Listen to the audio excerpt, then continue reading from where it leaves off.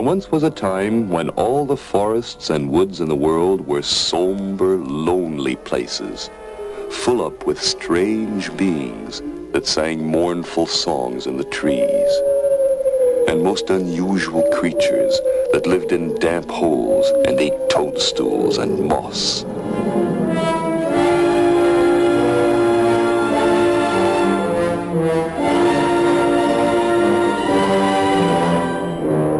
In those days, there were no paths or trails to help you find your way. Even if it were in the middle of the afternoon and the sun was shining brightly, it was common for deep parts of the forests to be as black as the darkest night. You could walk just a little distance into a clump of brambles to pick some ferns or wild blackberries, turn around to find your way home, and suddenly not know where you were.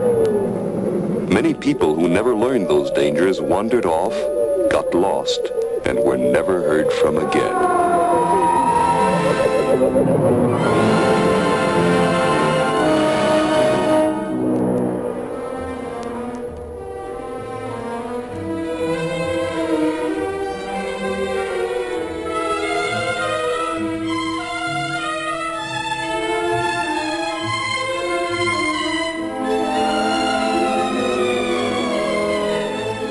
It was near just such a forest that a family of woodcutters lived.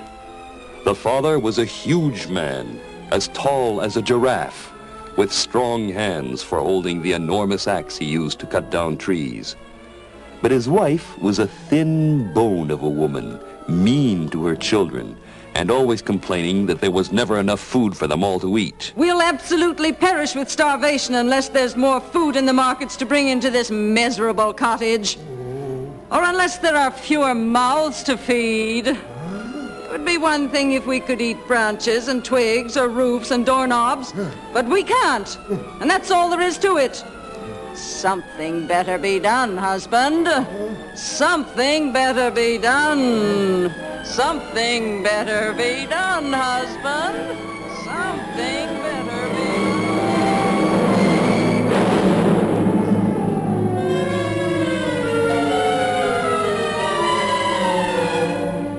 The woodcutter's wife had an orange wart right on the tip of her nose, and some of the other woodcutters who lived near the forest said she bore a peculiar resemblance to Muzzledork, the scrawny witch of the woods who lured children to her magic house and then ate them up with bat gravy and mushroom mash. Mark my words, that woman looks exactly like a witch. She's up to no good. And that's nothing to be up to. Always complaining about food. Always hungry. And have you seen her orange wart lately? It's actually growing. Mm-hmm. And think of her poor children. She feeds them like sparrows. And keeps the rest for herself. No. Yes.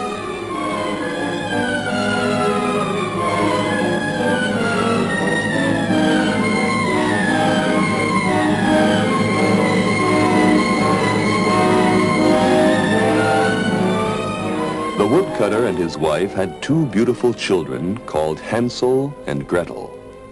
They were twins, a boy and a girl, each with black hair and green eyes, and each with a special red cape that their father had made for them out of his old woodcutting jacket. But it was true that they never had enough to eat, and although they seldom complained, they were very thin, and it was a long time since their cheeks had been rosy.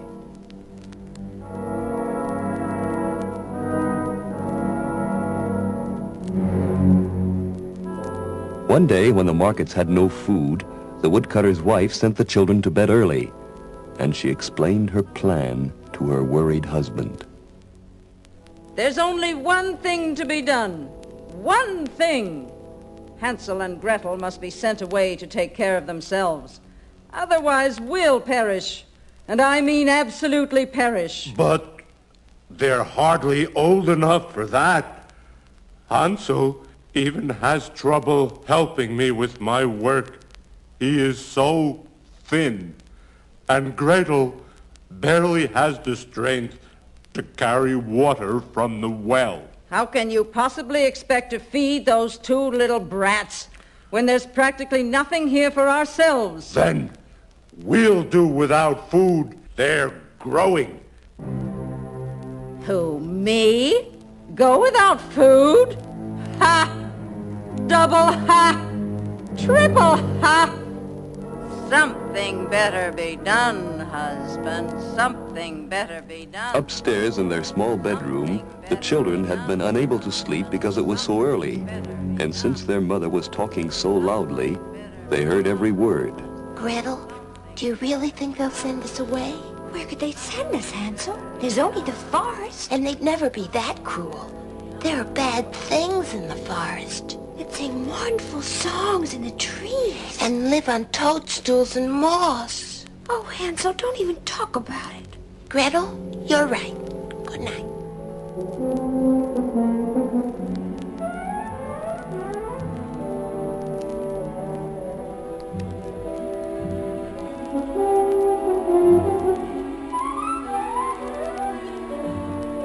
But the weeks went by, and still the markets had no food. All through the country there was a famine, and even the people who had not been so foolish as to eat everything up at once found themselves without so much as a breakfast cereal or peanut butter or even a box of cookies. So once more the woodcutter's wife sent the children to bed early, without supper of any kind, and fingering the orange wart on her skinny nose, she again revealed her plan. Now listen. And don't give me any argument. Tomorrow morning we'll take the children into the deepest part of the forest, since you know the way from all your tree chopping. We'll light a fire, give them each a bread crust or something, and pretend to go off looking for new trees to cut down. You mean we'll leave them there? Alone? Well, not exactly alone. There are always the creatures and beings to keep them company. And anyway, we'll be rid of them. But they're our children. If we left them alone, the wild creatures would eat them. Well, then, at least the wild creatures won't be as hungry as we are. Otherwise, all four of us will absolutely perish of starvation. Something better be done, husband. Something better be done. Something better be done, husband. Something better be done. Her words had a hypnotic effect on the woodcutter, whose eyes glazed over as he stared at the wart on her nose, which glowed like an orange bulb. And eventually, not knowing what he was doing, he agreed to her plan. Oh, Hansel, did you hear what they want to do? Don't cry, Gretel. I'll find us a way out.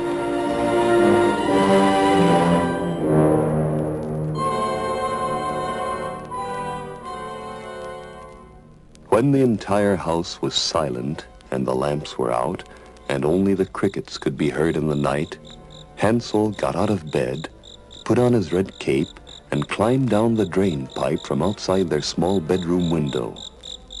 The moon was shining brightly, and the white pebbles around the house were as bright as peppermint candies.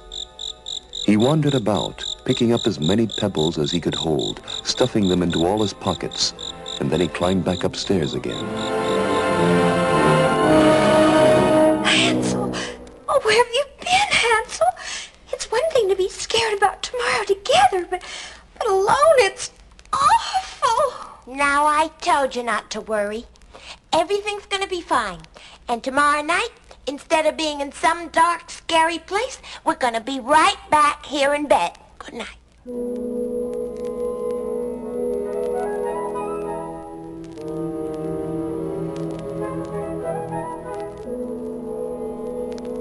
As soon as the sun was up, the mean woman woke them by banging the broom on the ceiling downstairs. Time to get up!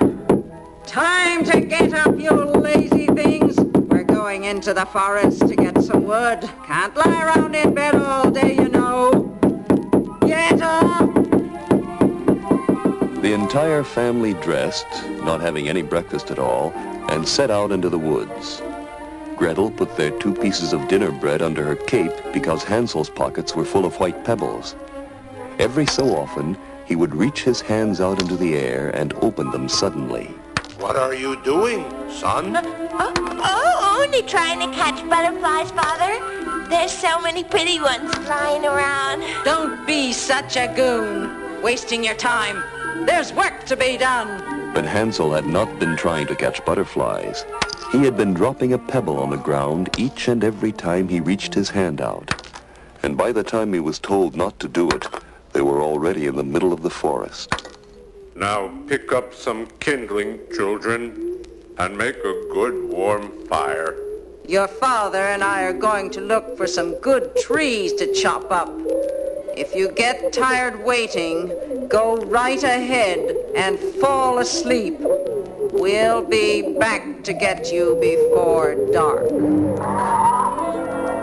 Hansel and Gretel huddled by the fire, and when dinner time came, they ate their bread crusts. They waited and waited, such a long time that their eyes got tired, and finally they fell asleep, with their red capes covering them to keep them warm. But when they awoke, it was nighttime, and no one had come back for them. Oh, Hansel! They have left us alone to die. We'll be eaten up by some creature. Now, don't get scared again. As soon as the moon comes out and we can see a little better, I have a surprise for you. The moon was still full when it rose, the way it had been the night before. And Hansel took his twin sister's hand, and they walked on and on, their path guided by the pebbles, which were as bright as peppermint candy. They walked on and on through the night. And just at daybreak, when the sun was rising in the east and the morning birds were singing, they were back at their father's house.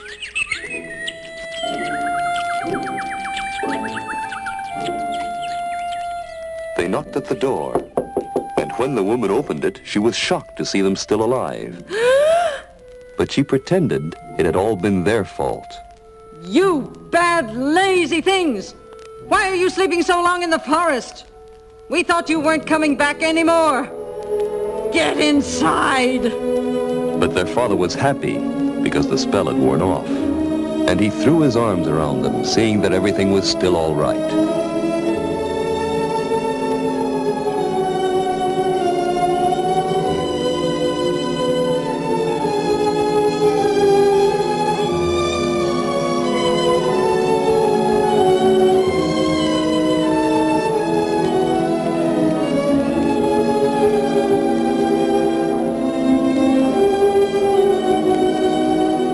Yet that very evening, the wicked woman again sent them to bed early, and she took the woodcutter aside in the kitchen.